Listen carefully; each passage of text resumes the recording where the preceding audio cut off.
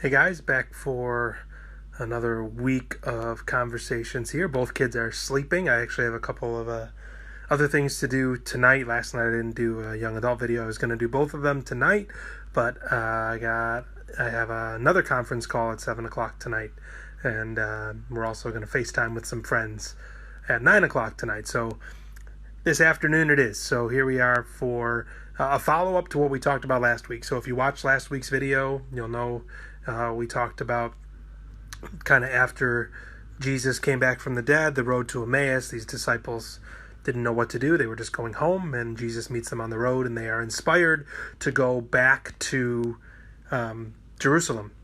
So after that, we're going to really quickly zip through like a couple of points along the timeline to get to what we're going to talk about today. They go back to the upper room, and they're kind of gathered as a church, if you will. They wouldn't have been called a church yet. They didn't even know what that really to call themselves, I don't think, but they all gather together, and the Holy Spirit comes down at Pentecost. So Jesus promised that after he leaves, he's going to somehow stay connected with people on earth. So the Holy Spirit comes to earth, and it descends down like a dove, and all these people are amazed and are touched by the power of the Spirit, and God is now present on earth. And Peter starts preaching about Jesus, and you have this group of believers, and then you have all these Jews from the surrounding countryside who happen to be in Jerusalem, and they hear about Jesus as well.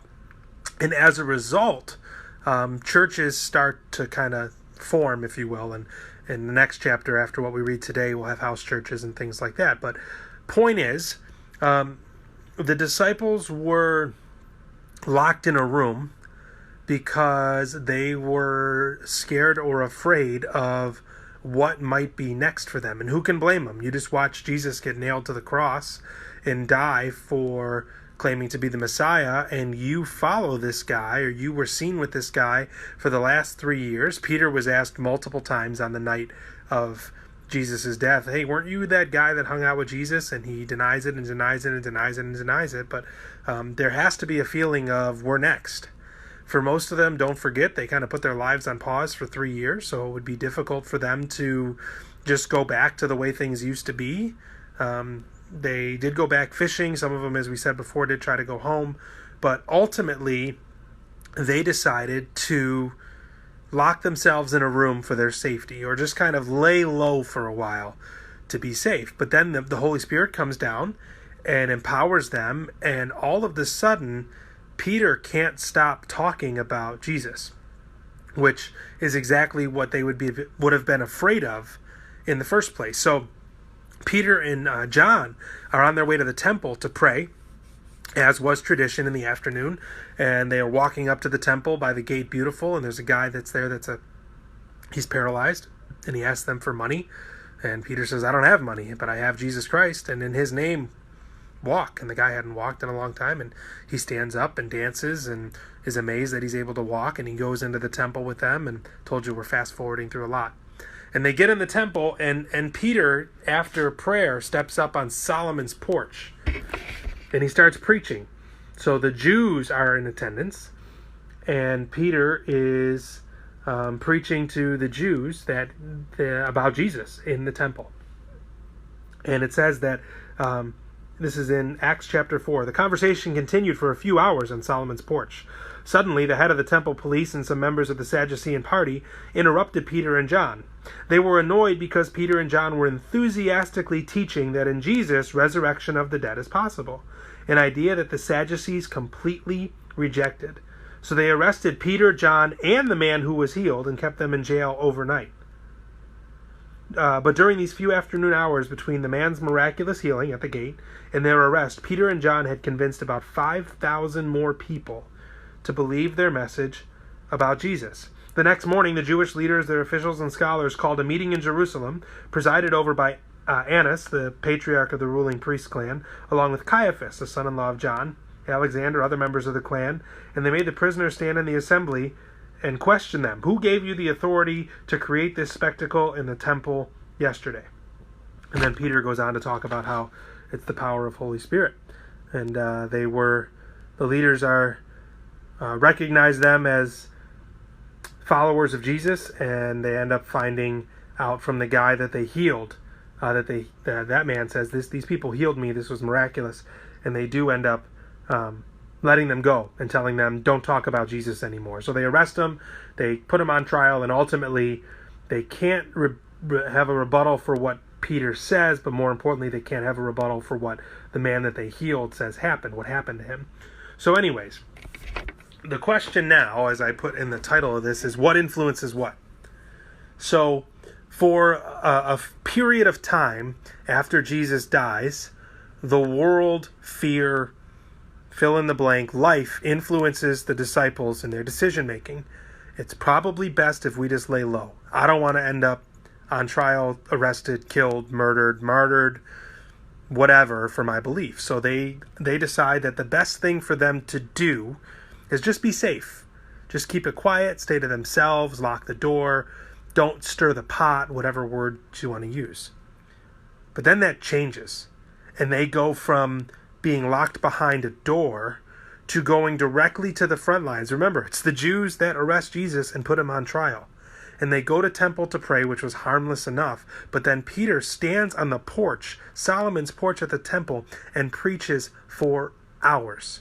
The exact thing that they were trying to avoid, confrontation with the Jews, being arrested, being held accountable for living their lives following Jesus.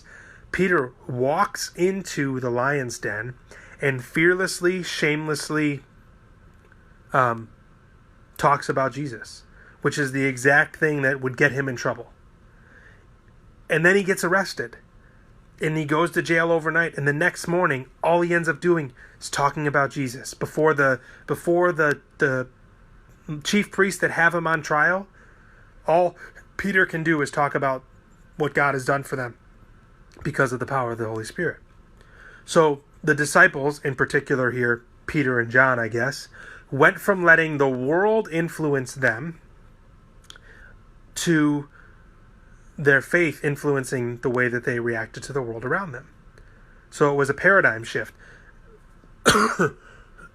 For us, it might be easy to have the world influence our decision. That doesn't mean that we lose our faith. It doesn't mean that we don't have faith. It just means that maybe we really don't talk about it because it's uncomfortable. People don't like it. I'm not telling you to stand up on your table at work and shout about Jesus.